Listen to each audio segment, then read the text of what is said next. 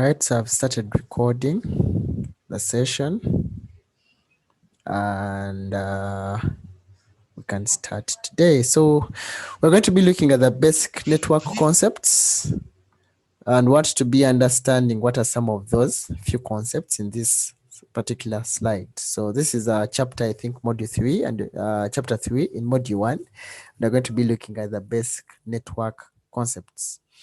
So to understand security technologies, you first need to learn about basic network concepts, such as basic communications. How is computer A going to be able to send information or a message to computer B? And how can we even make sure that this message here is not intercepted by computer C?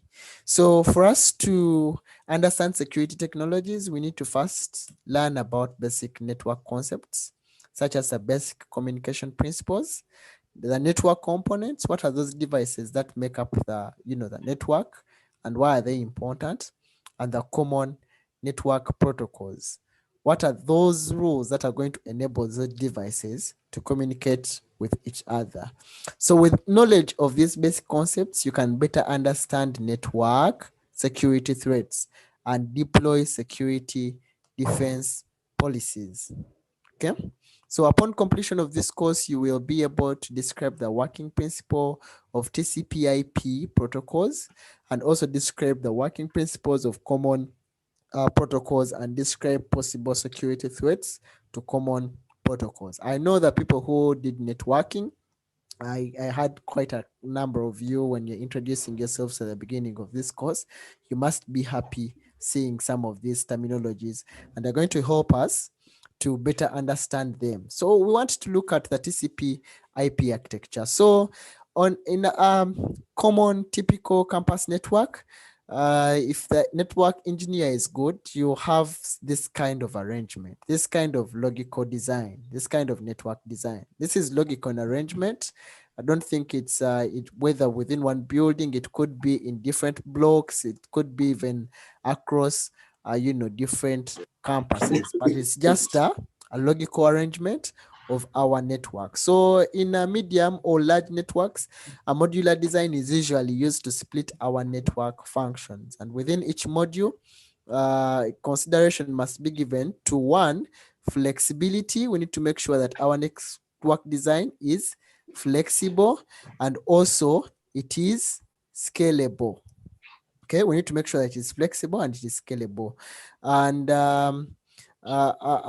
generally a hierarchical architecture is used. That's why we are looking at it in this example of our campus network. The traditional networks always contain our core layer and our aggregation layer and our access layers. Usually those are some of the typical layers in a traditional network.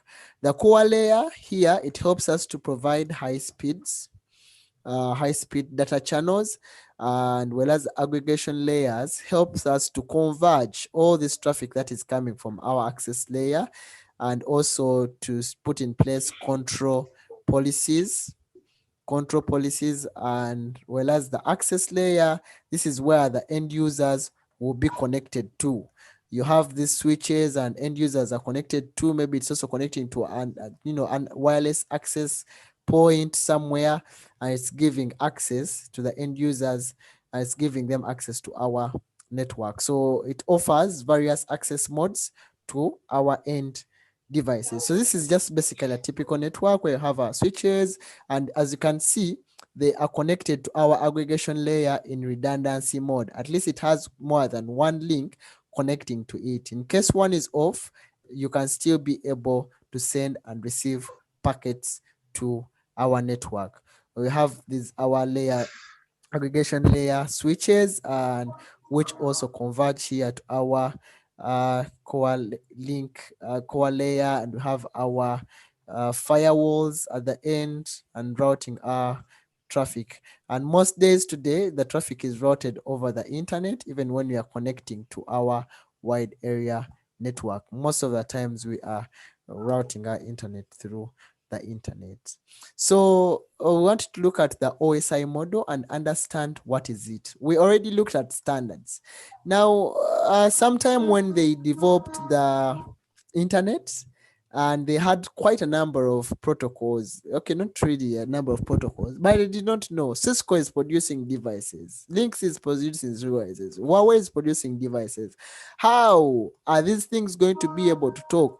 When Dell, when Fujitsu, when HP, when Acer, when Lenovo, they're all producing laptops. How are they going to have standards? How are these devices going to be able to communicate with each other and talk to each other? So these guys had to come up with some kind of way of standardizing our network, so that it doesn't matter whether you're a network engineer in Zimbabwe, whether you're a network engineer in Uganda, at least you know what the network or how the network is composed. You can troubleshoot the network, and you need to connect this device to that device. Someone whose microphone is unmuted, please do the needful. My co-hosts, please. I don't know if you also went on Valentine.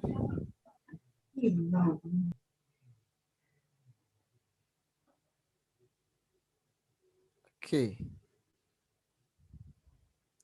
So I was saying, so they had to come up with some kind of standardized way to make sure that there's some kind of interconnection between our computers. So we are seeing here that the OSI model, or what we are calling the Open System Interconnect Reference Model, the Open System Interconnect Reference Model, it is designed to overcome the interconnection difficulties and low efficiency issues associated with various protocols by defining some kind of open and interconnected network that I can get a switch from Huawei and I'll plug it together with a switch from Lynx or Cisco, and I'll be able to send packets from one network to another. That I can send packets from a Mac computer, and someone who is using Linux somewhere will be able to, decode and encapsulate the packet and receive the packet and use it minus having trouble. So they had to come up with some kind of open interconnect to make sure that there is open and an interconnected network. The Rfi Reference Model forms the basic for computer network communication, and it is designed complies with some of the principles that we have looked at. There are clear boundaries between each layers. We are going to realize that it has some layers.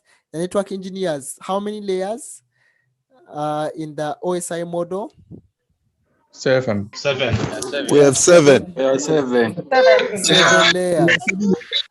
Okay, so there are clear boundaries between these 7 layers to facilitate understanding. That if we are dealing with the application layer, or if we are dealing with a data link layer or the session layer, this is what they are. So there is clear boundaries. These are some of the objectives. 7 layers. And yes, and each layer implements specific functions and does not affect each other.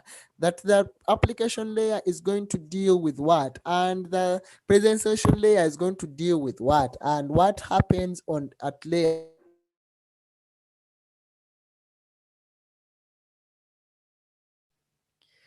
Okay, host muted me. Okay, so we are saying, where was I? We are saying, so each layer implements specific function and it does not affect the other. And each layer is a service provider for it's a service provider and a service user. Like layer 2 can serve and give layer 3. At the same time, layer 3 can also serve and also receive from layer 2. So the division of layers encourages the development of standardized protocols, and there are sufficient layers to ensure that the function of each layer does not overlap. There are sufficient layers, and you just make sure that each function or each layer does not overlap with each other. Using the OSI model, we get benefits like it enables standard interfaces that support plug and play, and they are compatible with different vendors, enables vendors to design something when you know it's going to work on this kind of network. And of course, it helps us to get, standardized standards for us. So we have looked at some of those objectives. We have looked at why, when they were designing the principles, and the advantages of using the OSI model. Like our friends told us, it has 7 layers. Layer 7 being the application layer, layer 6 being the presentation layer, layer 5 being a session layer, layer 4 being a transport layer, 3 network layer, data link layer at 2, and the physical layer at 2. So in the OSI model, At units 1. of data at 1, sorry, the units of data are collectively called the protocol data units.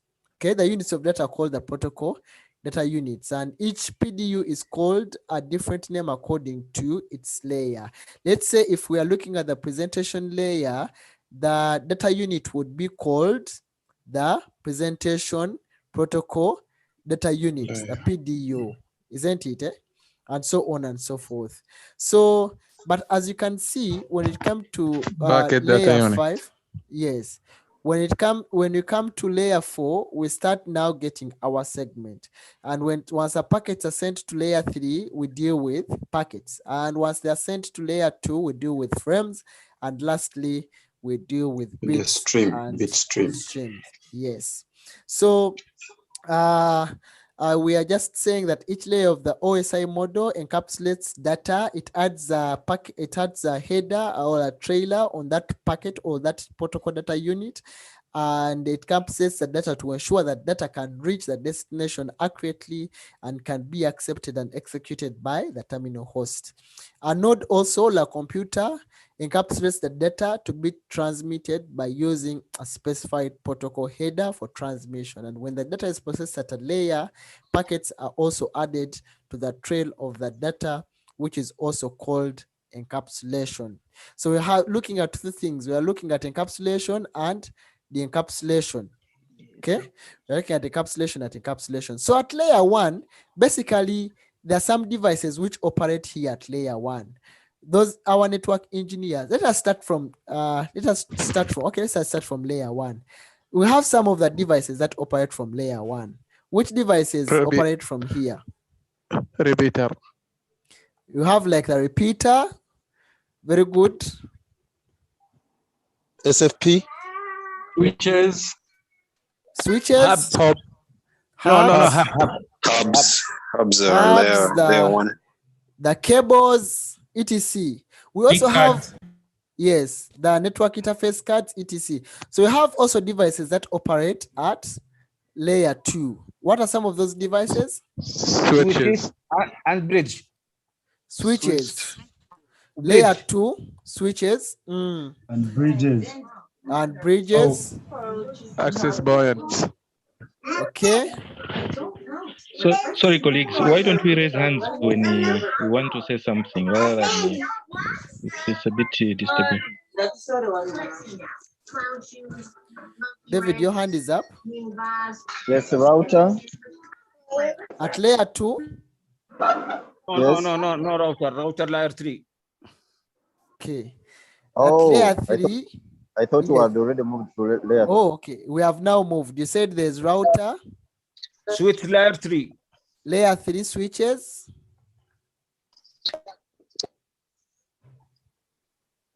Okay, firewalls usually operate here, but there are some which operate at layer 3, but most of them operate at transport layer. And then which are some of the things that are the protocols that operate from application layer?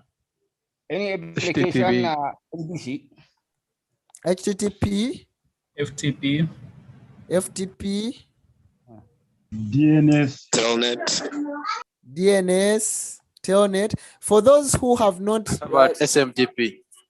For those who are are hearing alien science. Yeah. It's very okay. Don't worry. We have another module 3, which looks at so don't worry about that. We shall get an opportunity to go through those things. Okay, we shall get an opportunity to go through those things. Mic check. Yes, please. How do I know that network layer 3 operates under switches? I don't know. I don't know how we reached there. You don't know. We are the people who know already. I was just asking the people who know already to just tell us some of the devices that operate at those layers. But we're just looking at the OSI model. And we said these guys divided the network into 7 layers. And also these devices work at those different layers. Even the protocols work at those different layers. We said we have layer 1, physical layer, data link layer, network layer, transport layer, session layer, presentation layer, and application layer. We also have another session for networking, but there's also another class called routing and switching, which is for networking, which goes into the details for you to understand why does a layer 3 switch actually work here. But let us look at what physical layer does. It looks at transmitting bits and streams. You know, your power, which are transmitted, converts into bits and it is transmitted. Yes, like the cables, the physical layer. Just looking at those things, it's just transmitting. You know, those. Transmitting those bits from one point to the other point. When it comes to layer 2 here, it provides media access and link aggregation. Not only providing media access and link, we are now looking at media access, and that's why we have the, what is this in full?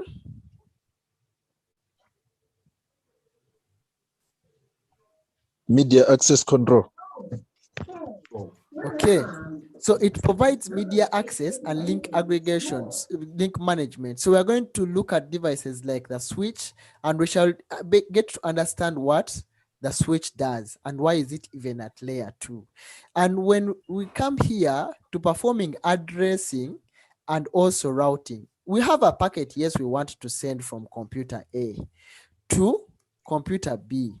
But these computers are not the only computers on the network, isn't it?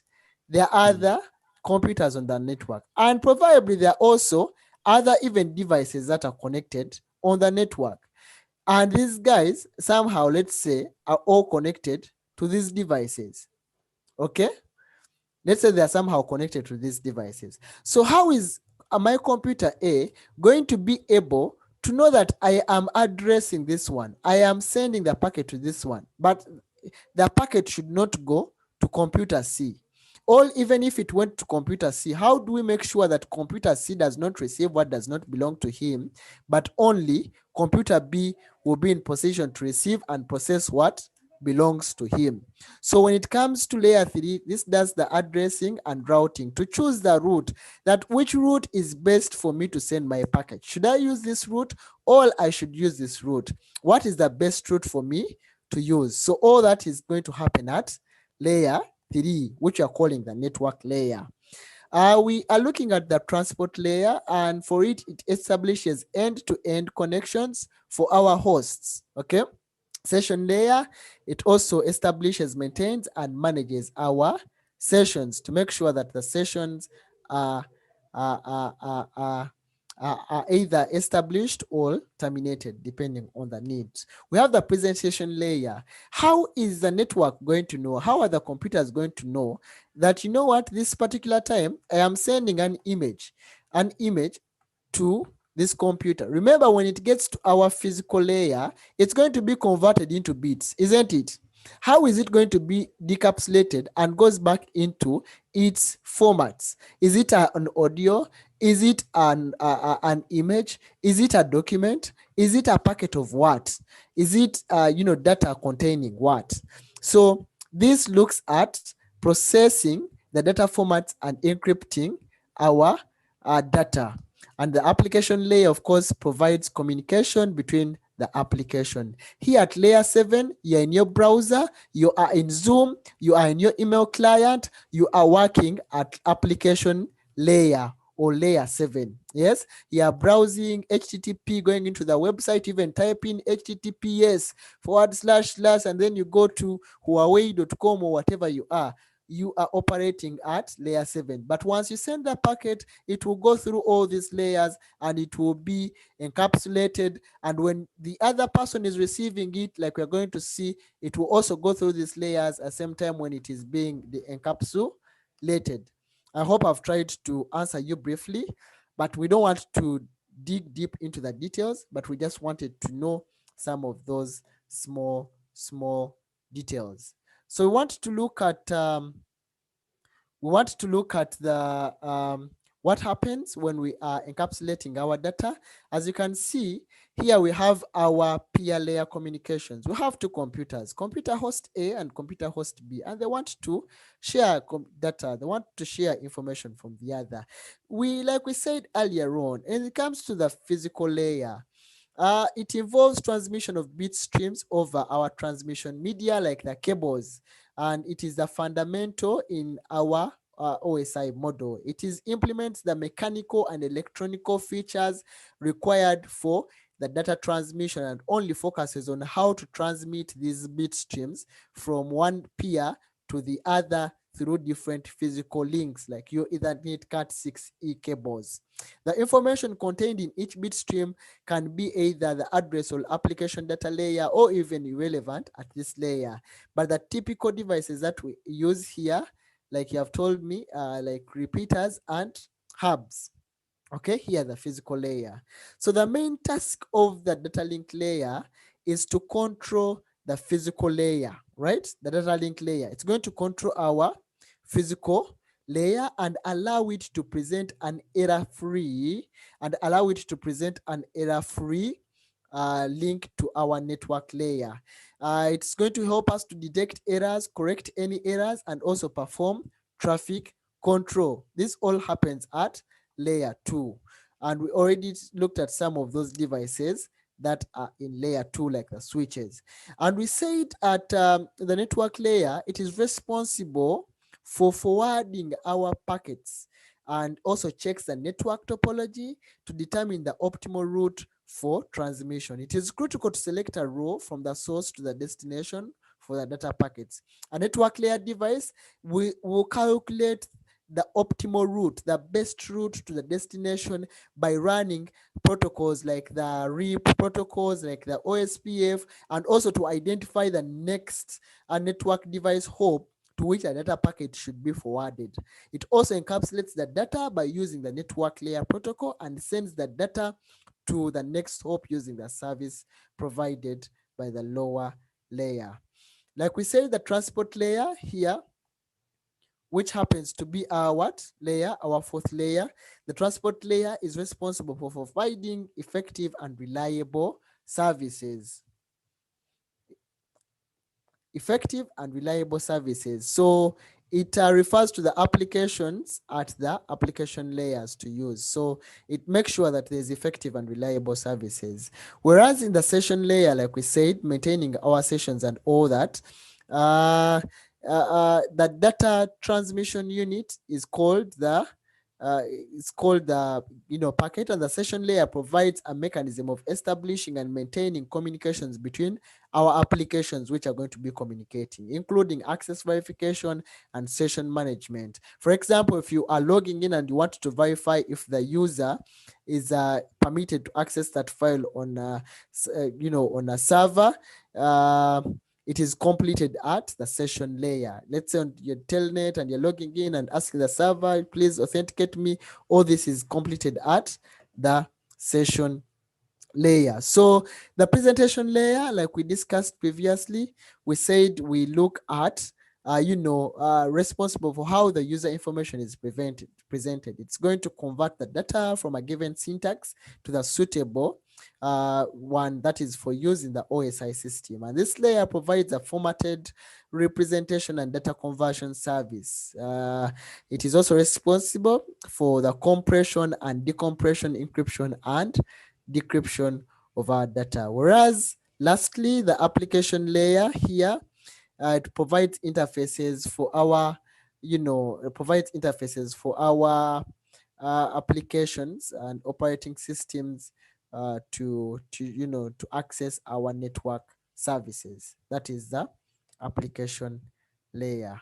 So moving on to mapping between we have been looking at the OSI model. Now I want to see how we can remap our TCP IP model to our OSI model. After the OSI model, later on they developed the TCP IP Protocol Stack, which is commonly used to date.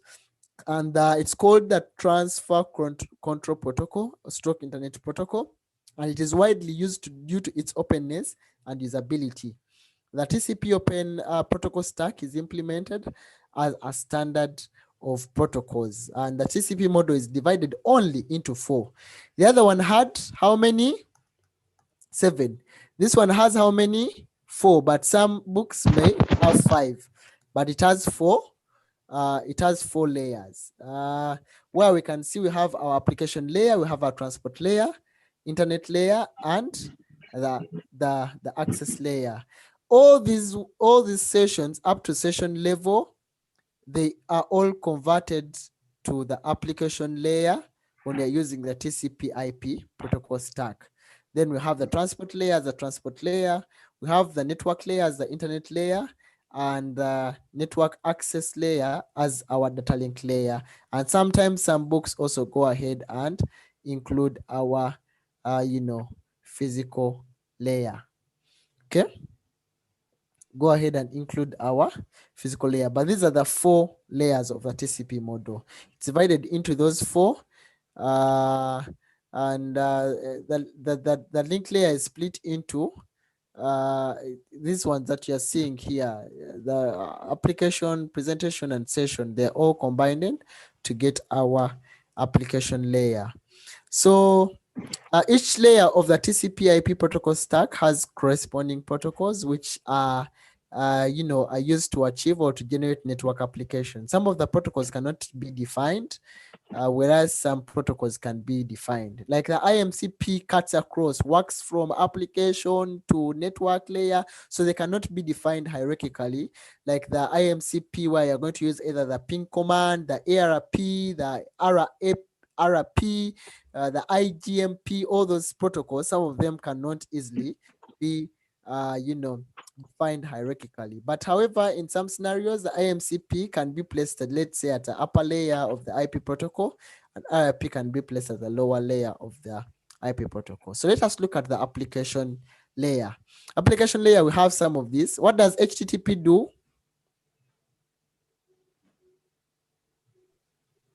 Hello? Yes. Yeah, the HTTP is used to upload. It's used to upload. It's basically, let me begin from this point here. It's a hypertext transfer protocol. So it is basically used to transfer web page related content to the web server. Okay. To the web server. Who knows what Telnet does? Telnet uses Yes, please. Telnet used to remote login.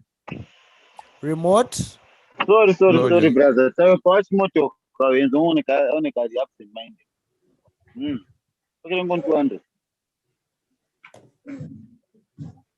Okay, remote login. Thank you.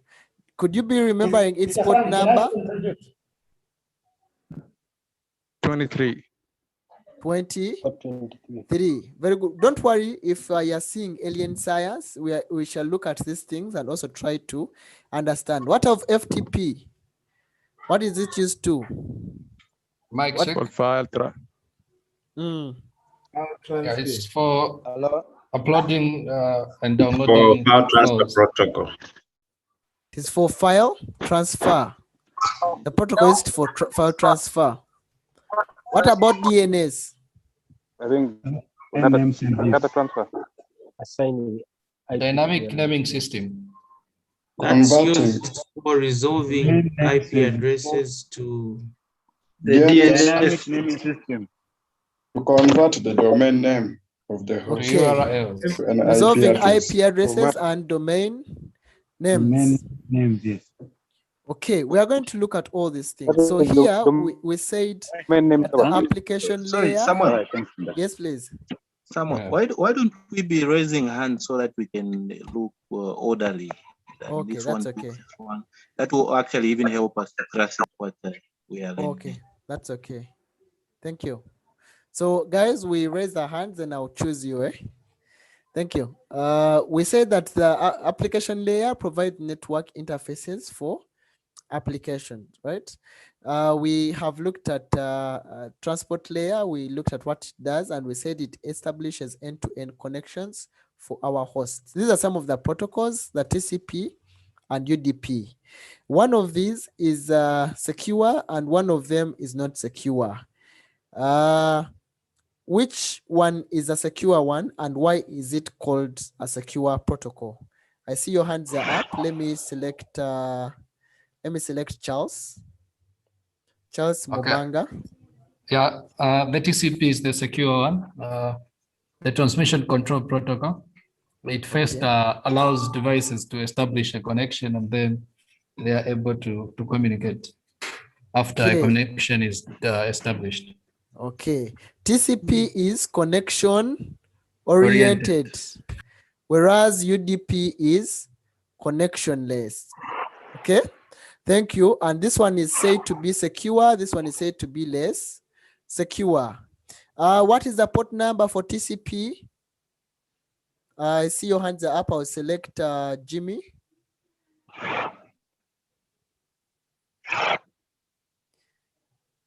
Jimmy is not responding.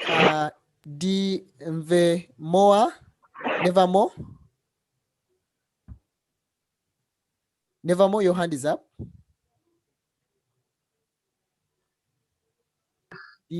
Hello? Yes, please. Port 80. Port 80. 80. Okay.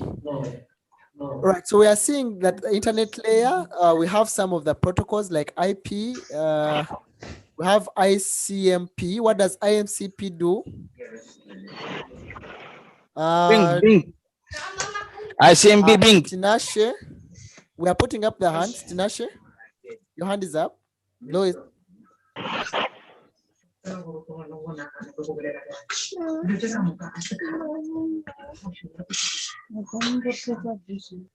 Okay, I will select Tinashe. It's for pinging.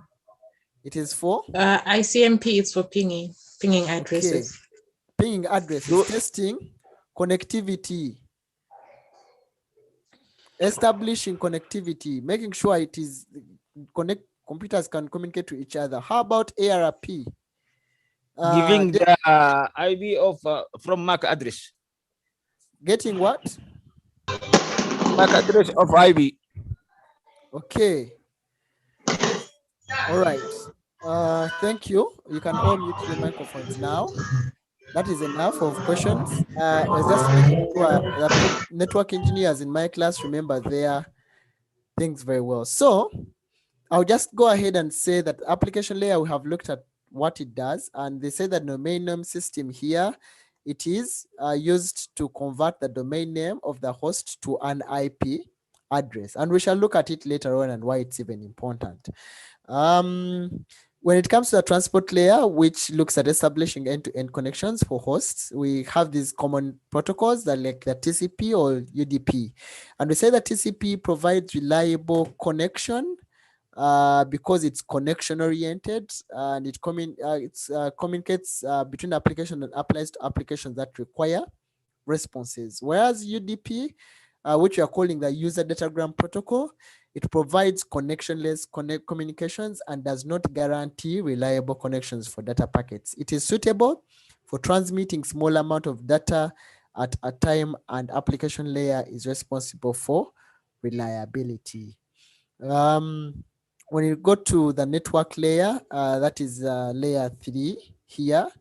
A network layer, we have like the IP address, which are calling the internet protocol. It is a protocol and a routing protocol that work together to find the optimal path.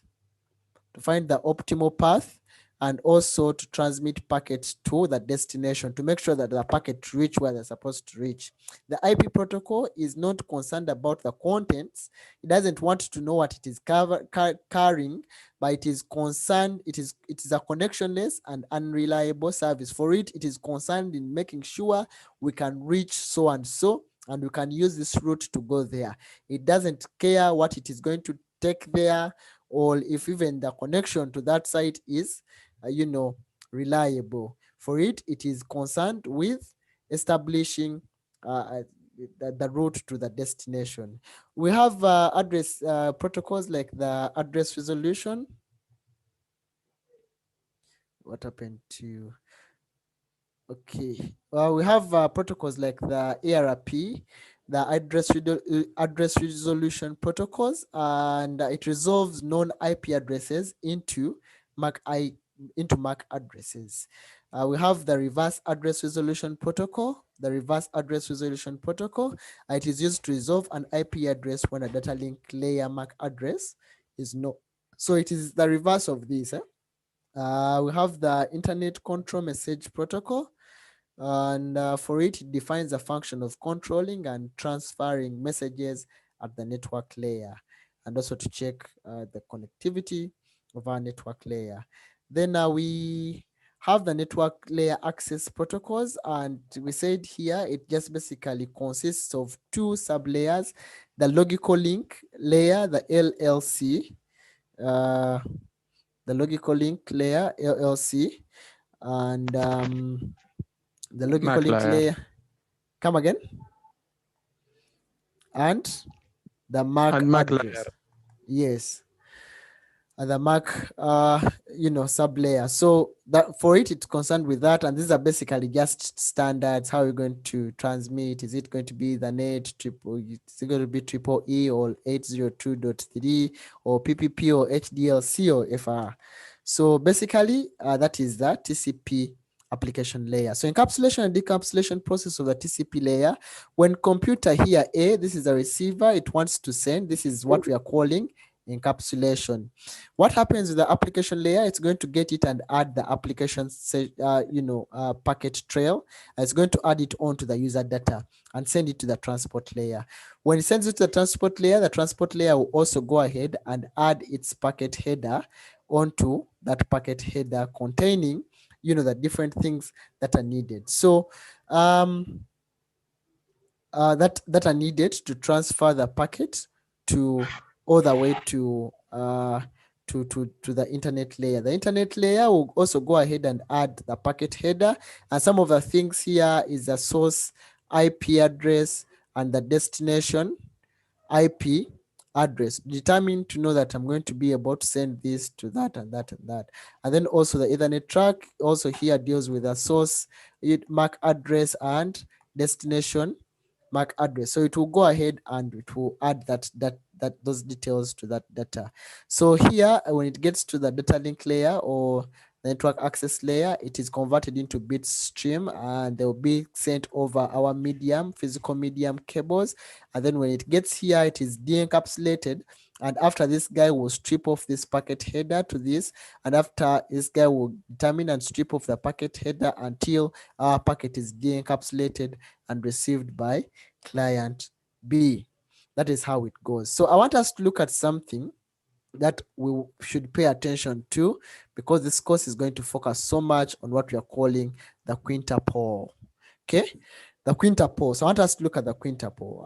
The quintuple structure looks at these things basically: the source IP address, the destination IP address, the protocol in use, or the protocol they're going to use. For example, whether TCP, whether UDP, and the source.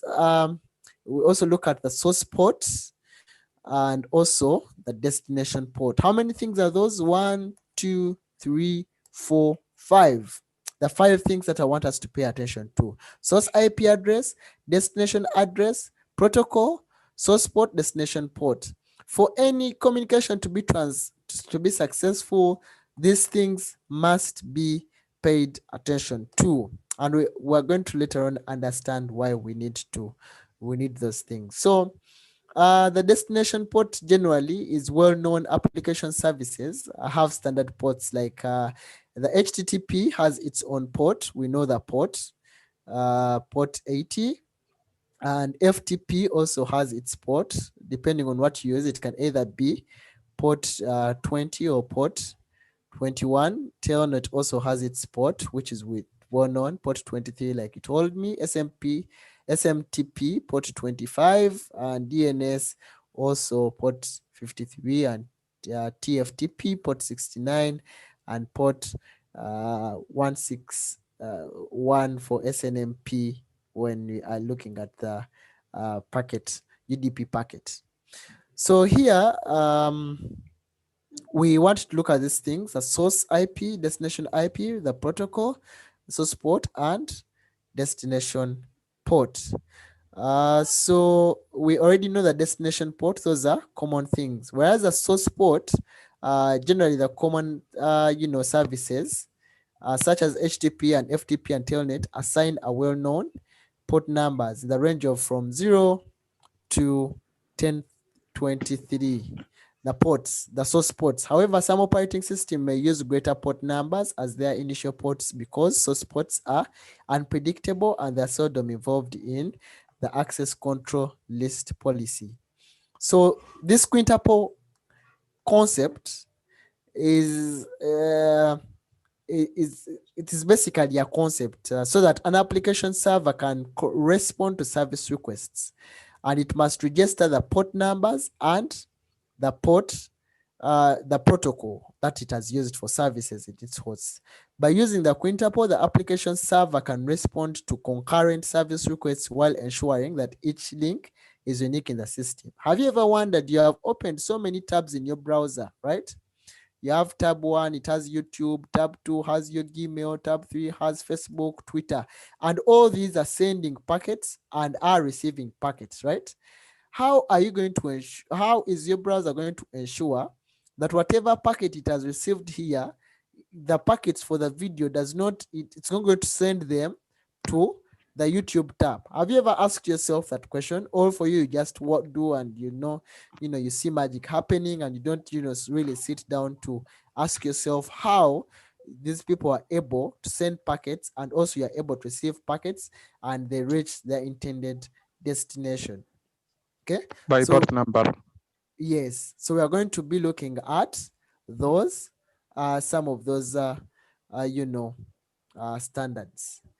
So the common network protocols, we want to look at some of these common network protocols in the transport layer protocols, the network layer protocols, and the application layer protocols. So let us look at some of the common network protocols, and we're going to look at them in details. We are going to look at the address resolution protocol. We said it does what? You can put up your hands. Tinashe, your hand is up. You want to tell us what ARP does once again?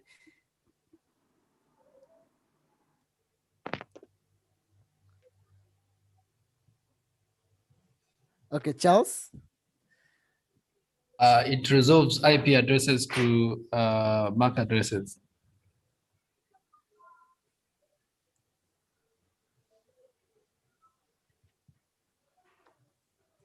Okay, thank you. It does exactly that. It's the address resolution protocol, and when a packet is forwarded to a host or a gateway in the same network segment, the destination address is known and the MAC address corresponding to the destination is obtained. In the same network segment, the MAC address is used for communications. But if it's going to traverse and go to another network, then there has to be some kind of routing, right? So we also have protocols like the Icmp that are used to check the connectivity. They're not here, but the other protocols that we can use like the Icmp to check the control connectivity, and it's used to test the network connectivity. If you want to find out if your server is on, you just go ahead and ping it and then type in your IP address to make sure that it's on, or even your domain name to make sure that it to check and see if you can either send the echo and or receive the reply from your server. So we have routing protocols used for communication between like the OSPF, the Open Short Path Fast, and the RIP. They are used to, for communications between users in different network segments. We have SNMP, and it is a network device management protocol, or what we are calling the simple network management protocol. NetStream is an information sampling protocol, and it is used or usually associated with other devices such as the anti-denial of service attack. So basically, we're just looking at those things, and we're going to look at them in detail. Worry not. So the overview of ARP: before sending a data packet to host C, host A needs to obtain the MAC address of host C, isn't it? Because we said for these computers to be able to communicate, for this guy to communicate to B, at least we need to have our source IP address, destination IP address, source MAC address, destination MAC address, okay? And then from there, we can go ahead and add the protocols, okay? And also the port numbers. So we already know our port, we already know our MAC address. And when you want to send a packet to host C, host A needs to obtain the MAC address of host C because it doesn't know. But we know that whatever we want to send is on 10.0.0.3/24. And we know it's on that network. We know this, we don't know the MAC address, but we need to send a packet to it. So it needs to first obtain the packet. How is it going to obtain the packet? What is going to happen? Thought there was some kind of demo. Okay, there's no demo. What is going to happen is that host A is going to send an ARP request, and the ARP request is in form of a broadcast packet, ARP broadcast packet, and this packet is going to go to all the computers, asking them, boss, are you the owner of IP address 10.0.0.3 on that network? Are you the owner? Please, if you're the owner, kindly let me know that you are the owner. That's what happens. So host A, before he establishes or before he sends the real packet, he'll first send an ARP request. It will go and it will be propagated onto the network, and all the computers that are connected to the network will go ahead and receive that packet. But when host A and host B receive the packet, remember, for host any computer to accept a packet, it must be the intended destination. So when host B looks at the packet and sees that, this is the message that is coming to you.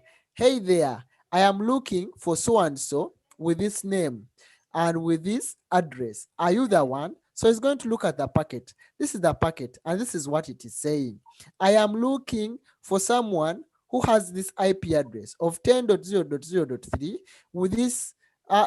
I'm the one sending. I have .0.1. This is my address, and I don't know the MAC address. That's why it is a broadcast address. That's why it is full of zeros. The MAC address would be full of FFFFF. It is full of zeros. I don't know who is the owner. I'm looking for this MAC address. I don't know the destination MAC address. So that's why it's going to send to everything. But this is my MAC address. Please, it is a request. If you are the one, kindly let me know, because I have a package that I want to deliver to you. So this Ethernet frame that is attached to our user data, remember at our data link layer, we attach our Ethernet frame, and this frame is going to have that destination MAC address and the source MAC address. But we don't know the destination MAC address, so it will be a broadcast MAC address, meaning that this packet is going to be sent to all the hosts on connected to our or to that same network segment. And after this guy sends, this one will receive. We looked through the message. Okay. No, I'm not .3. My address is actually 192.168.1.2. So this is not my IP. This is not my IP address. Therefore, it is going to discard the package, and it will drop the package and it will not process it. So when host C receives the package and reads through the message that I am looking for so and so, oh, I am actually the one, and oh, it is computer A who wants to communicate to me. He didn't know my real address. I see, but this is his address. So he stays on this lane and this is his address and he's requesting me. Okay, what do I do now?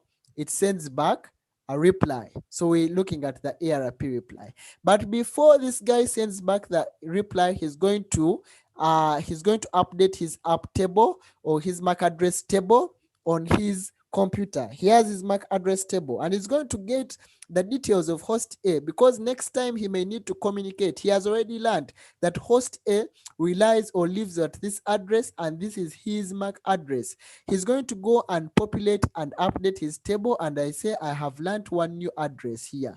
The internet address is 10.0.0.1 and his physical address, he stays here, it is here. Let me save it here. So anytime I need to communicate, I don't have to first send an ARP request to all other neighbors to find out, to go knocking on every door to find out if they are ones. I'll know his address. I'll just go ahead and send his package directly to him. So he will update his MAC app, his app table, and then also he will go ahead and send back the ARP reply packet. And the beauty of the ARP reply packet, it is a unicast packet. It already knows the destination MAC address, the destination IP address. It knows those things. Why? Because he has already established this guy's details. So this is how the ARP reply packet looks like. On the Ethernet frame, we have our destination MAC address because now it is sending back. So this is the one who is receiving the reply, isn't it? So this is the destination. So he knows the destination MAC address. It is this MAC address for this guy here. And he knows his source MAC address. This is my MAC address. And he knows his MAC address. And even when it comes here to the destination IP, it is .1 for host A. And the source IP address, it is for him. And the source MAC address, it is for him. And the destination, one of them was supposed to be, this was supposed to be destination MAC address. The destination MAC address is for this guy, and the source MAC address is for him, and the type is reply. And thereby, this host A, through using this protocol of address resolution protocol, he will get to understand and discover that whenever I want to send my messages to host C, he lives at this address. This is his IP address, and this is his MAC address, and I need those details whenever I need to communicate. So next time this guy will just send a packet directly to host C minus having to go through the trouble of sending an ARP request to all the computers that are connected on the network. So let us look at the gracious ARP. The gracious ARP can be used to detect whether IP addresses conflict. Okay. The gracious address resolution protocol is to detect, to see whether there is some kind of conflict or if the IP address that I have just obtained on my host A is conflicting. What happens if you go ahead and assign an IP address on your host A? All it automatically obtains an IP address from your DHCP server. Who knows what a DHCP server is?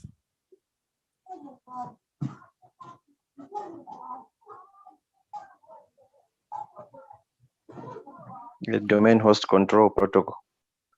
Dynamic host control protocol. Okay. Could Mukulu tell us what it does? What is its purpose? Finding IP address. Dynamic host control protocol. Dynamically assign IP addresses to the computer. So whenever this computer has been assigned a new IP address, whenever this computer is assigned a new IP address, it's going to go ahead and do what we are calling a gracious ARP to make sure that no one else on the network has the same IP address. So what is going to happen is that because it knows its source MAC address, it knows its source that I am the one, but it does not know the destination MAC address. But I want you to look at this ARP packet here. The destination MAC address is the MAC address that is belonging to him. Okay. Are you seeing? The other time it was addressing the other computer on the network. And the source IP address, still it is his own IIP address. And also the destination MAC address is broadcast because it's going to send to all the computers on the network. And then the source MAC address is his MAC address. So this packet will go. Remember, if other computers on the network receive it, they'll look at the destination IP. No, I'm not the one, and they'll discard the packet. I'm not the one, and they'll discard the packet. I'm not the one, and I'll discard the packet. And if it doesn't get a reply, then this guy will be confident that yes, this IP address is uniquely assigned to me. Remember, IP addresses are unique identifiers or logical unique identifiers of all hosts on our network that are connected to the network, isn't it? So this guy will be confident and will boost and will know that this IP address is uniquely assigned to me. In the incident that he receives a reply, that means automatically that there's some guy out there with his IP address, which is .10.0.0.1, and that means it is not unique, and this IP address has already been assigned to another computer. Therefore, this guy will request and discard this IP address and request for a new IP address from the DHCP server. So this is the Gracious ARP. So introduction to the Icmp, and we said it is used to transmit error, control, and query messages just to find out if that guy is connected. If you want to find out if server B is connected, you send a message, and if this guy is there, he'll reply. Just like you shout, "Hey, are you there?" I says, "Yes, I'm here." So basically, the Icmp is one of the core protocols in Tcp Ip Protocol Stack, and it is used to send control packets between IP network devices to transmit error and control, or sometimes even query messages. Some of the common used application for it is the ping. You guys have been talking about the ping. Is a ping, and the ping is used maybe when you want to find if either router A can reach router B or computer A can reach computer B. So if you are on this router and you want to see if you can access router B, or if packets can be sent from this router to that router, you just go on the interface of router A and you say ping, and then you put in the address of router A, which is 192.168.1.2, and then you see whether it will return results. So a typical application is a ping command, and the ping tool is used for checking network connectivity, like we have already discussed, and also collecting related data. In the ping command, users can specify all these parameters like the A, the D, the H, the I, where the A stands for they specify the source IP address. Usually it is the default is the IP address of the output interface, whereas C means they can specify the number of echo requests to be sent out. The default is usually 5, and D specifies the debug option on the socket being used, and F does not sets do not defragment the packet in IPv4 only, and H means specify the time to leave, but the default value is 255. And I, you select the interface which is going to be sending your ping command. Okay, basically that is it. You also have other functions like the T, which specifies the timeout. It specifies a timeout period of waiting for the Icmp echo reply packet after the echo request packet is sent. So basically this is the ping command, and it looks like this is just basically an example. For example, right now, if I wanted to ascertain if maybe I can be able to reach the servers of Google, I would just open my command prompt and I'll go ahead and type ping, and I type ping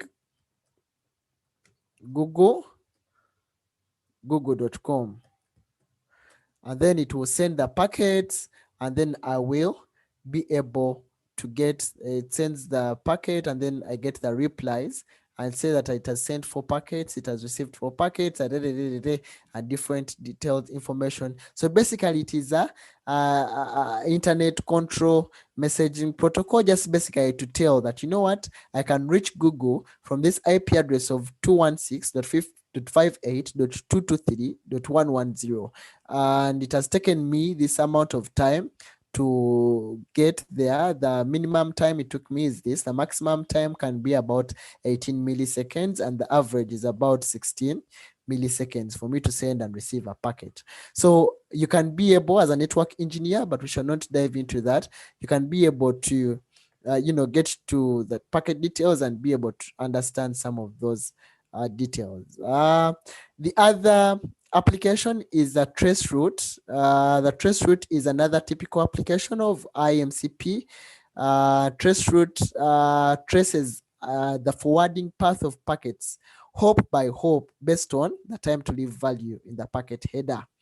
So to trace the path to a specified destination address, the source end first sets the time to leave value of the packet to 1, and after the packet reaches the first node and the time to leave times out, then therefore the node sends the time to leave out message carrying the timestamp to the source end. Then the source then sets the time to leave value to 2, and when it also reaches the second node and time to leave runs out, then the node also returns the time to leave out time message. So it repeats the process until the packet reaches the destination. In this way, the source end can trace each node through the packet passes according to the information in the returned packet. And this allows the source end to calculate the round trip time according to the timestamp information. And Traceroute is an effective method to detect packet loss and delay. And also it helps administrators to discover routing loops on the network. You can have these parameters set, but you just set Traceroute, and then you decide to see if I'm going to go to this host B, what route is my packet going to follow? So you say Traceroute, and then you say 30.0.0.2, and then it will be able to trace the route. So what happens here, we have what they're calling time to leave, and we say the default maximum value is 245, but here in this application, host A, when it's going to set a Traceroute packet, it sets the time to leave value to 1. So the packet will come to this router.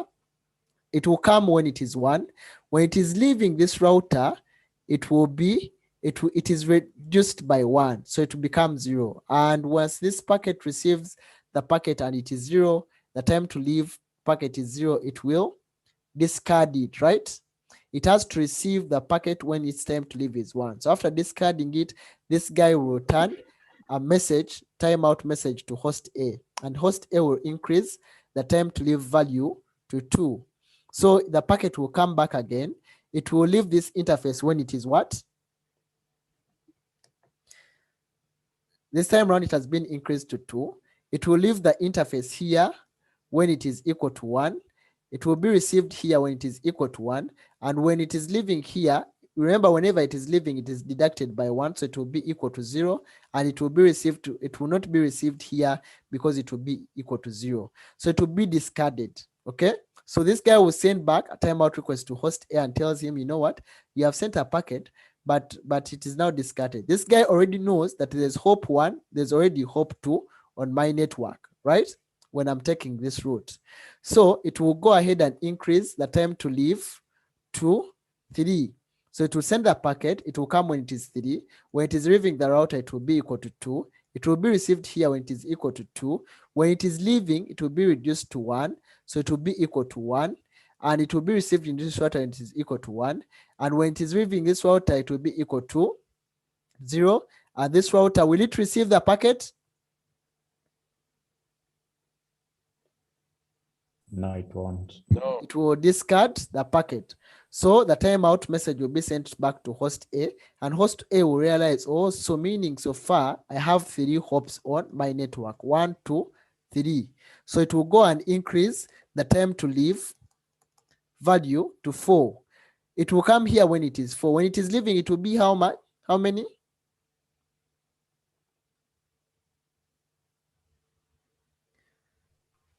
3. It will be 3. It will be received when it is 3. When it is leaving, it will be how many? 2. 2.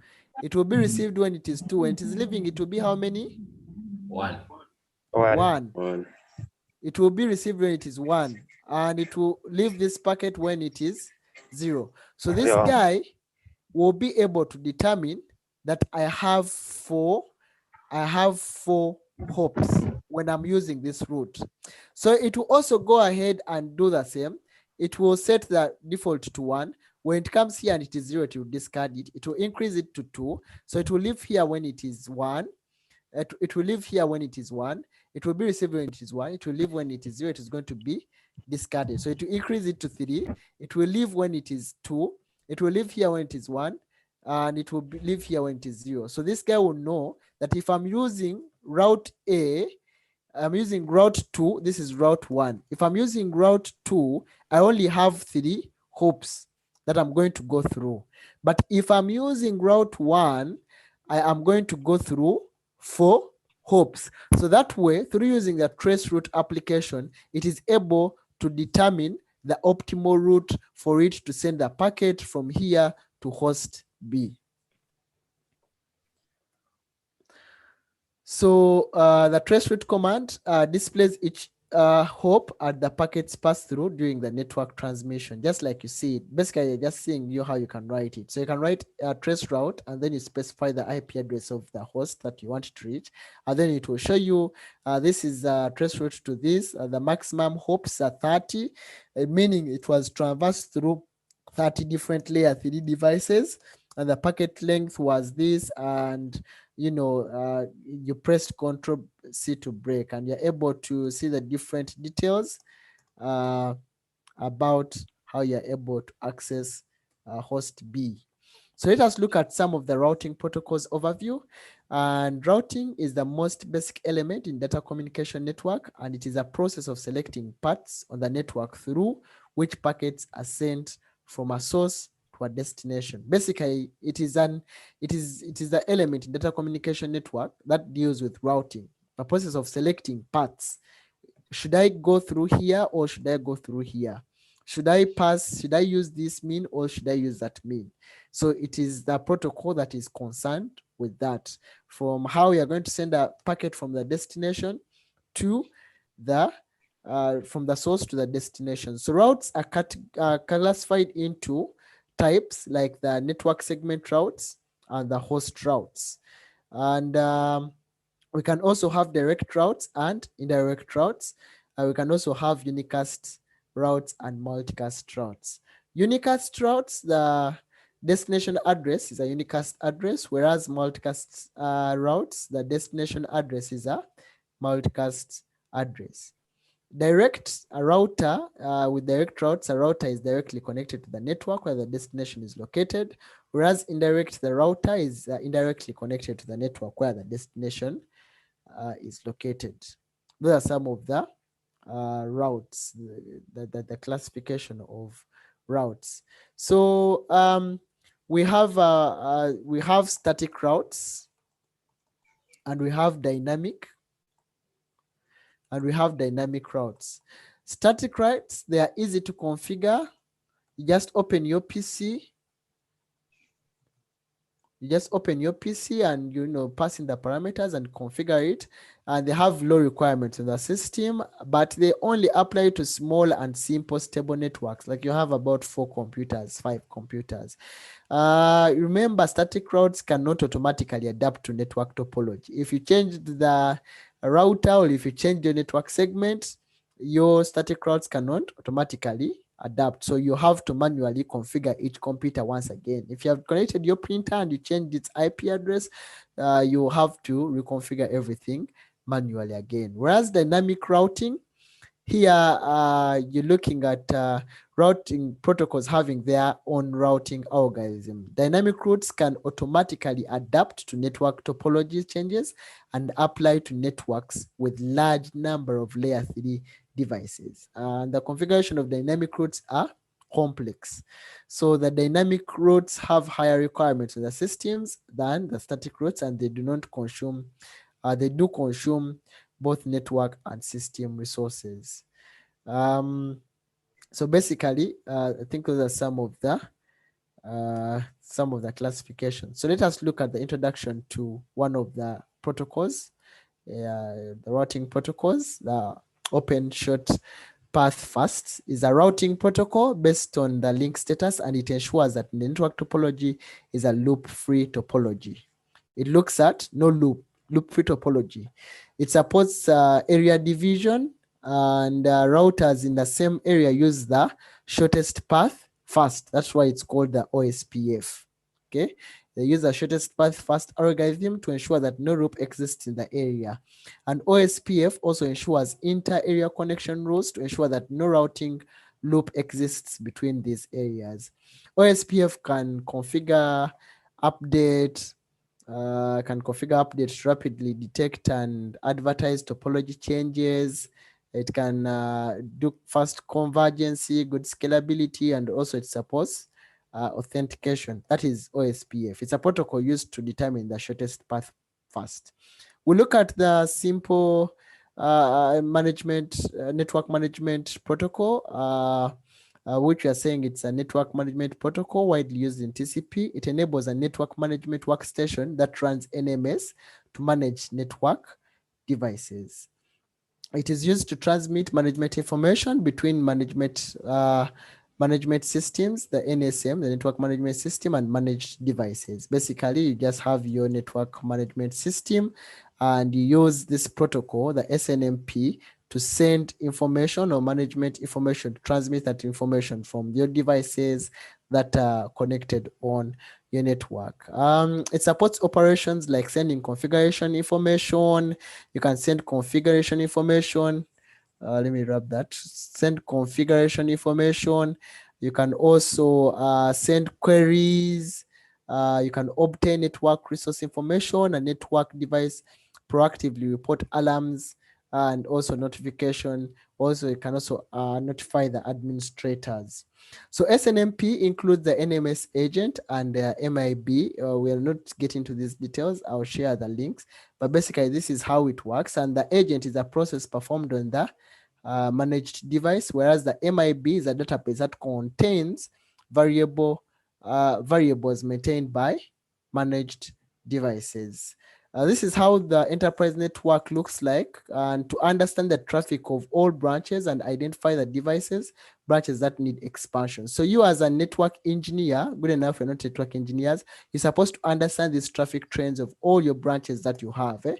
And you need to identify the devices that need expansion. You need to analyze the distribution of branch traffic, identify the value points of capacity expansion, and rank rank changes in each branch traffic and allocate existing resources accordingly. If you are the IT engineer or the network engineer, and one of the branches here, branch 1, has exhausted its bandwidth on that port, and we need to purchase a new device to expand the network capacity, and you go to your supervisor and you're like, we need to expand this thing. The supervisor will ask you, are you sure we need to expand this capacity? Is the network fully optimized, or is the service application developing rapidly? So you as a network engineer, you need to be able to respond because you have done your work well and you have a detailed application development report for each branch. And from those reports, you can be able to convince your supervisor to go ahead and expand the network. So we want to look at Nta concept and functions. Some of the common Nta concept is eSite, and we're going to be looking at it. But the best concept is that eSite network traffic analyzer. It's basically for analyzing traffic. For analyzing traffic is a software only solution. No hardware probe is required and no additional investment is needed. Things like the NetFlow, NetStream, and SFlow protocols are used to collect and analyze common IP packets and provide a customer analysis report and monitor network traffic, network-wide traffic in real time. And this is a powerful tool for enterprise operation and maintenance management. The functions of it is to provide a convenient way to monitor and to analyze networks. Basically, this is what it does: to monitor and to analyze networks. So by using network IP network traffic information provided by network devices that support these protocols, the eSite NTA analyzes network-wide traffic and provides analysis reports and displays traffic results in various charts. This helps users to learn about network-wide traffic, including the traffic distribution, and detect abnormal network traffic. The NetStream overview, we said this is a Huawei technology, and it is a Huawei patented technology, and it is used to collect and distribute statistics about the traffic. It is the NDE. The NDE, you have the devices here, like your router sends the obtained statistics to the NAC, where you have configured it for further processing, and then the statistics are sent now to your devices in the NDA for analysis. And the results of this analysis provide a basic network accounting for planning. And this leads to NetStream, which is a Huawei patented technology used to collect and distribute networks. So we want to look at some of the transport layer protocols, like the TCP. You already told me it's a connection-oriented protocol. It has to establish a connection, and to establish a connection, it goes through phases here, and we are seeing what we are calling a three-way handshake. Host A, to be able to communicate to host to server B here, it has to first go through these initial stages. That to establish a connection, TCP is going to use a three-way handshake here process, and this process is used to confirm that the set sequence number of the communication parties of the subsequent communications can be performed in an orderly manner. So when the connection starts, the client A here is going to send a SYN packet. The server will reply with a SYN plus acknowledgement, the SYN acknowledgement, and the server is going to set the SYN acknowledgement number as received +1. So it has received here that this was a sequence number. It was A. So it's going to get here when sending the acknowledgement number, it's going to get it and add 1 when it's sending back the SYN plus acknowledgement. So after receiving the SYN plus acknowledgement from our client end, that's the client will reply with an acknowledgement packet, and the client sets the acknowledgement number as received sequence number +1. So it's going to get what the received number from a client, and it's going to add +1. So this is a three-way handshake. First send the SYN. After server receiving the SYN, we send back the SYN ACK or SYN plus ACK, and then the third packet would be the acknowledgement from the client. So that is a three-way handshake, and that is how it works. So to disconnect the TCP connections, still it has to go through a four-way handshake. It sends the FIN packet to the server. The server will respond with an acknowledgement packet, and then at the same time it will send the FIN plus acknowledgement packet, and then after receiving the FIN plus acknowledgement packet, the client will go ahead and send the acknowledgement packet as the last one. Okay. So we want to look at the application layer protocols, the common application layer protocols like FTP, web server. We have already talked about this, so I'm not going to repeat them again. But we talked about the domain names, the DNS, which is a domain name resolution protocol, which is used to resolve domain names to IP addresses. We talked about them already, and I'm not going to repeat them. Maybe just basically to talk about how the domain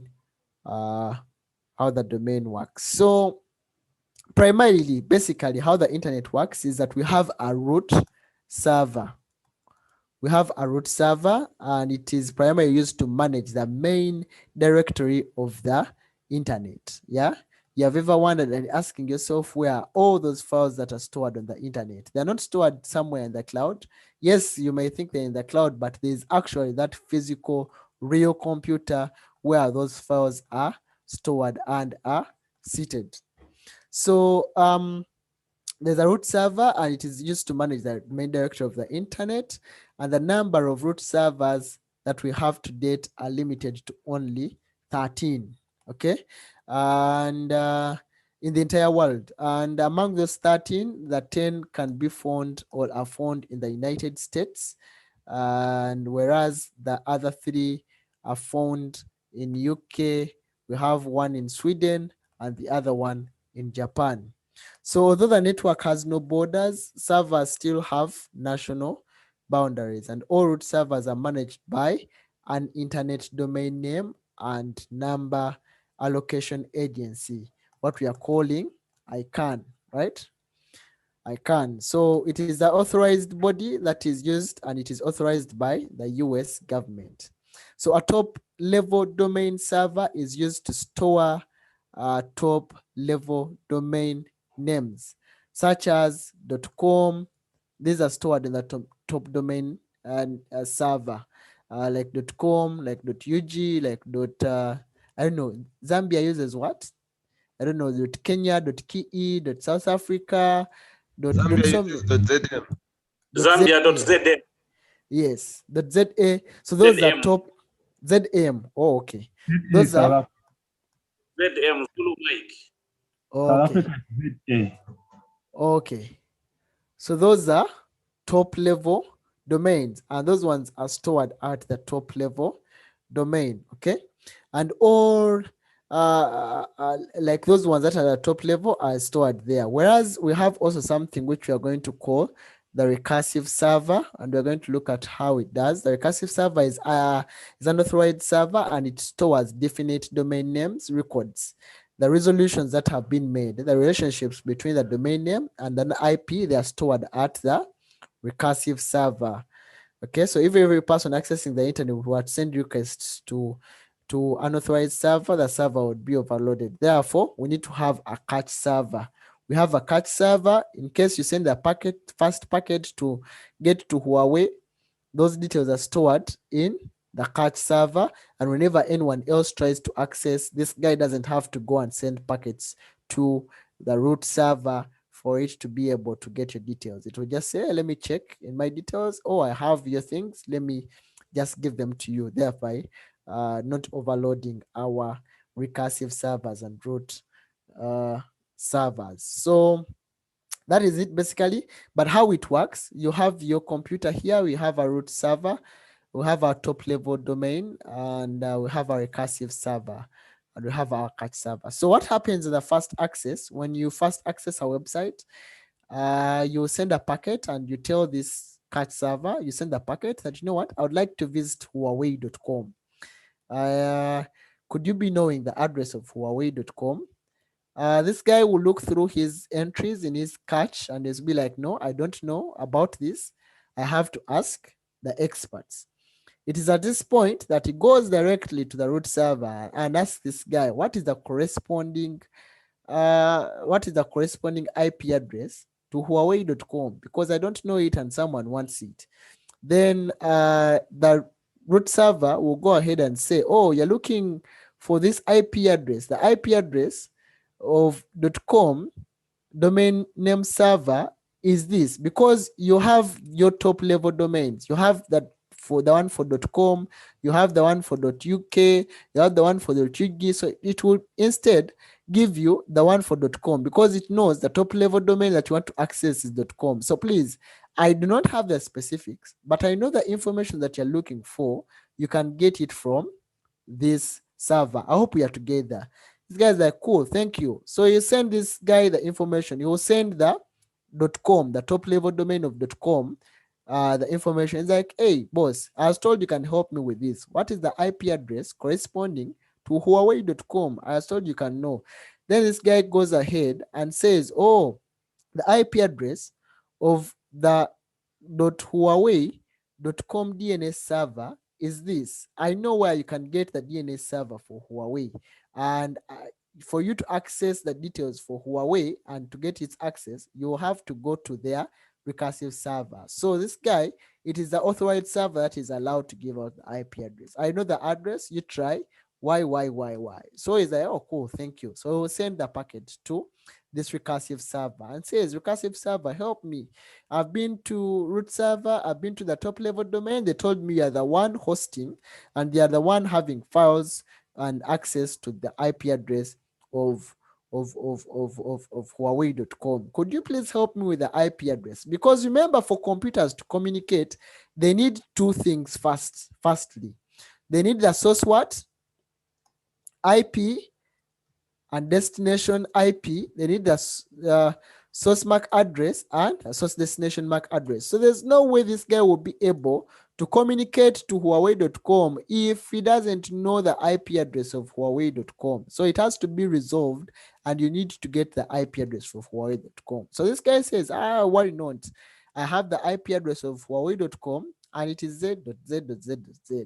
Use this, and you'll be able to establish a connection with a server. So he will send the details. So when this guy gets the details, he also goes ahead and is like, next time I should get my notebook and write down these details, because next time Susan has accessed these things, but Nashe may also come tomorrow and they want to access these things. I don't want to go back through the same process and ask again all these guys.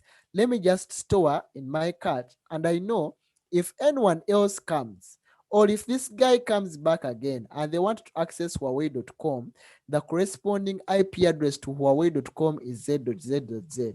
And then this guy will come back and communicate to you and tell you, you know what? Sorry for keeping you waiting, but the IP address of Huawei.com is z.z.z. That is in the first access. And then when the client tries to access again and says, hey, I think I forgot to put in my application. My application was on pending, and now need to check and see if registration has turned to either start class or ongoing. So I want to visit Huawei.com to check and see if my details have been approved by the instructor. This guy will not have to go through that problem. He'll just go through his notes, his catch, and be like, I wrote it down. I remember, I wrote it down, and I remember this. So you want this? The IP address of Huawei.com is this. So even when anyone else comes, the catch server will be able to remember all those details and will be able to send the particulars to the end user. So basically, that is what happens for the DNS. And let's see how the FTP works. You told me FTP is used for file transfer. Have you ever wondered you wanted to upload something and download something? You're going to use a protocol called FTP, and it provides an effective way to upload and download files between a server and a client. And when used to transmit data, FTP establishes a control connection and a data connection between the server and the client. So FTP is used to transfer files. Two connections are used. We said there's a control connection between the FTP client and the FTP server connection. Enable port 21 on the FTP server and wait for the FTP client to send a connection request. So the FTP client enables a random port number and sends a connection setup to the FTP server. And the connection is used to transfer control commands between the server and the client. The second is a data connection between FTP client and the FTP server. The server uses TCP port 20 to establish a data connection with a client. So generally, the server actively establishes or interrupts data connections. So because of the FTP is a multi-channel protocol, a random port number is used to establish a data channel. And if a firewall exists, the channel may fail to be set up for details. We shall look at it later on in details. So basically the user, there's an user interface, there's a process control. We are setting up a control connection, and we said when you're using the control connection, we're going to use port 21. And if you're going to set up a data connection, we are going to establish with port 20. Okay. FTP transmission mode 1, we said control connection, port 21, data connection, port 20. So the FTP supports two modes, the active and passive mode. In active mode, which is used by default, the client sets up the control connection and the server sets up the data connection. In passive mode, the client sets up both connections.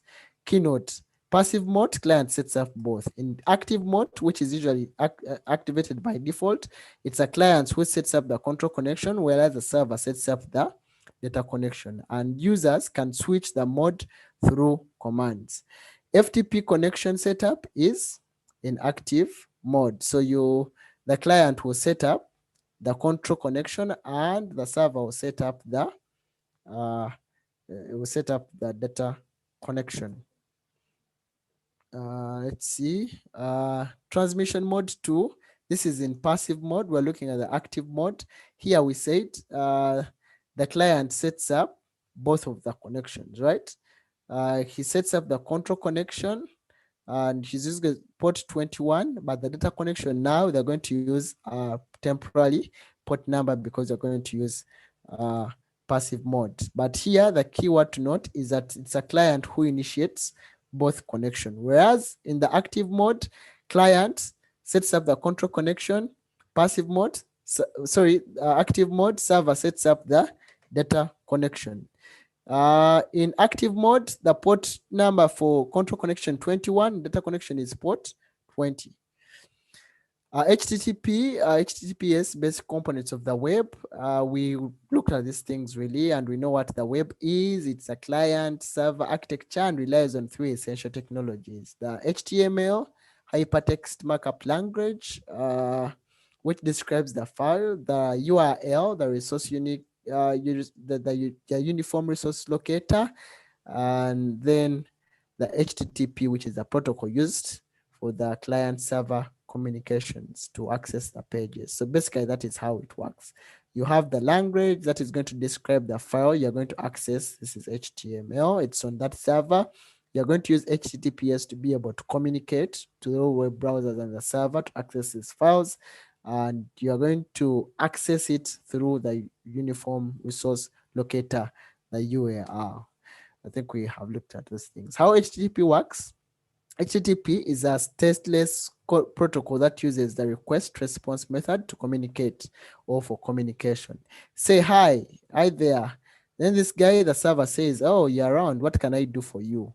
I need to get access to this file. I need to access this, let's say lms.sends.com. I want to access it. Are you sure you want to access it? Do you have a key? Are you allowed to access it? Yes, my key is blah, blah, blah, blah. Okay, you wanted the file is here. Go ahead and access the file and use the file. So HTTP has 2 packets, the request packet, like you have seen, and the response packet, the one that is coming from the server. So request packet is sent from the client to the server, whereas the response packet is the reverse of the request packet. Other protocols like SMTP. What is SMTP used for? What is it in full? Anyone? Simple mail transfer protocol. Mail transfer protocol. Mail transfer protocol. Yes, simple mail transfer protocol. We have POP3, we have IMAP, and this is how the mail is sent and received. So SMTP defines how PCs send mail to an SMTP server and how the email is transferred between SMTP servers. The POP3, what we are calling the post office protocol, and the internet mail access protocols specify how PC manage and download emails on the mail server through client software. Basically, these things you've been seeing every day and you've been looking at them every day, so I will not spend a lot of time on them. But this brings us towards an end. And I'm going to put up a poll, but I'm going to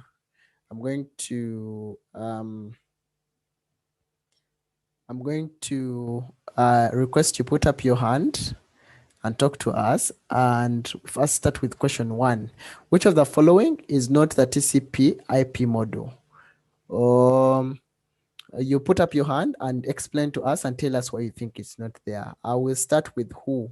Can I start with? The hands are so many. This is encouraging. Okay, I will go with Akram. Session layer. Session layer. Why session layer? Because it's an application layer in TCP model. Okay, it's in application layer in the OSI model. What layers are in a TCP model? Network access layer. Okay. We have network access layer at layer 4. And internet layer. And what? Layer 3 internet layer. Layer 3 and? Layer 4 application layer. Okay. Do you all agree? Yes. Okay, perfect. So we move to question 2. And so which of the following packets No. is the hey, someone is disagreeing. Tell us why you're disagreeing.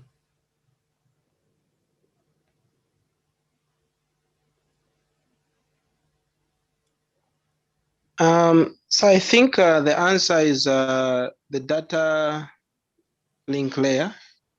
Okay. Yeah. Yeah. That was my thought also. Okay.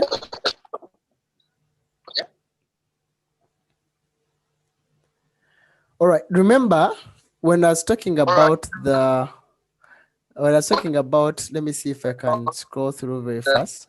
Remember when I was talking about the it was I think 4. Yeah.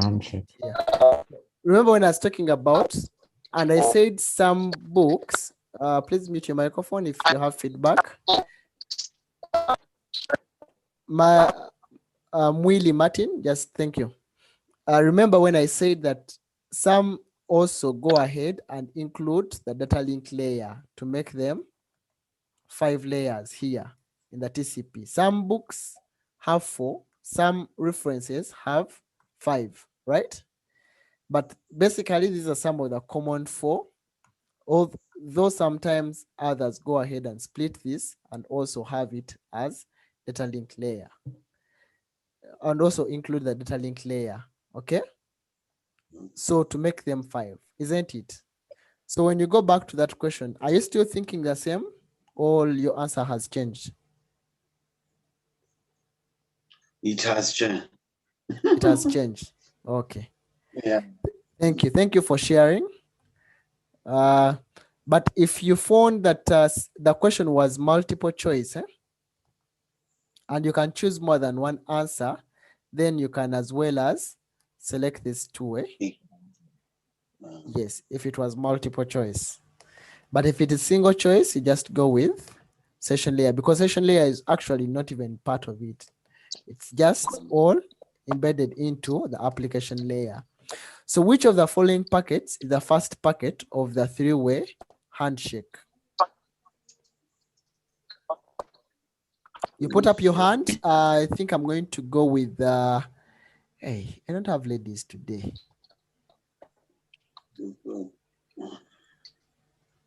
Okay. I'm going to go with okay.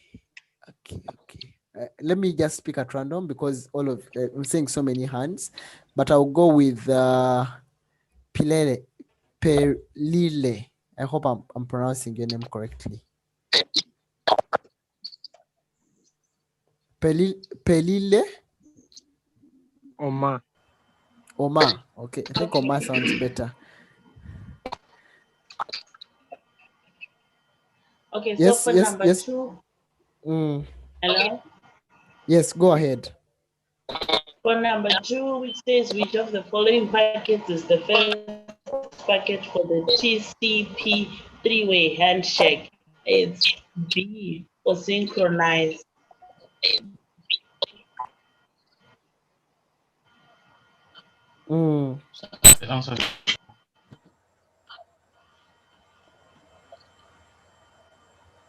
Okay, I didn't get you because you're somehow breaking. I don't know if it was my network or it was yours. Okay, can you hear? Yes, I can hear you now. Hear me now? Yes. Okay, so I was saying for number 2, the answer is B for synchronize. Okay, for synchronize, it's a fast package.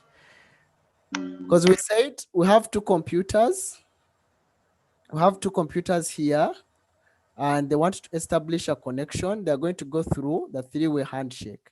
They're going to send the first package. The first package is what? Synchronize.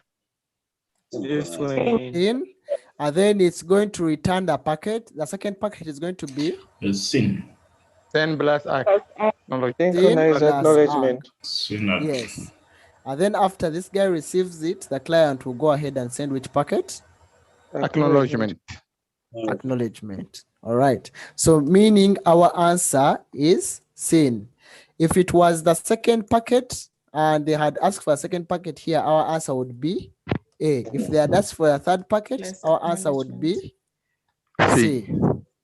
Okay, so we have looked at the TCP IP architecture and we have looked at the common network protocols.